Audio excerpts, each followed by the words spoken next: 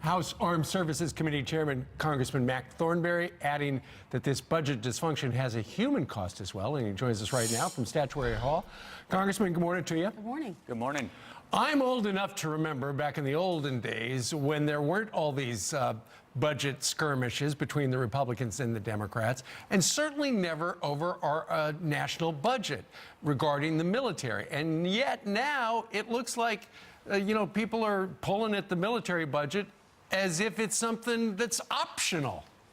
Yeah, you're right. And one of the reasons Secretary Mattis has so much credibility is because he says things, he just talks like it is, as he did at the hearing yesterday.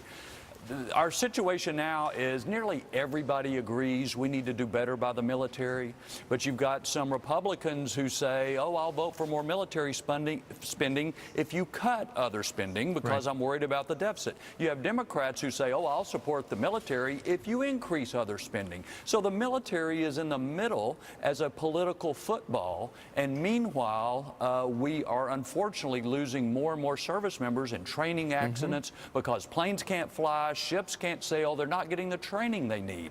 It's got to stop. There's several things that come to mind. I can't believe Democrats wouldn't be at the top of their list to fund our military, because we're asking men and women to sacrifice so much and put their lives on the line. And these are parents, dads, that their kids need them to be around, obviously, and we need our country to be safe. Another thing that just baffles all of us is that the Pentagon has lost $700 million. You say this has a human cost. Will you get into that a little bit, what we're talking about? Yeah, it's we can talk dollars and we can talk strategy, but just like you said, the most important part of our defense are the men and women who serve. So just last year, 2017, we lost 21 service members who were killed in hostile action, but we lost 4 times as many who were killed in training accidents.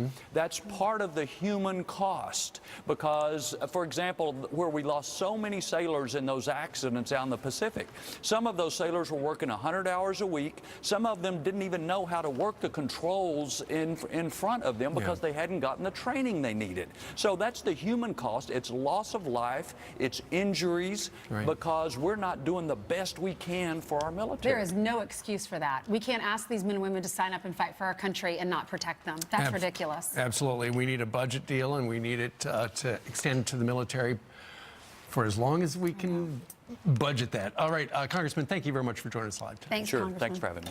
Okay.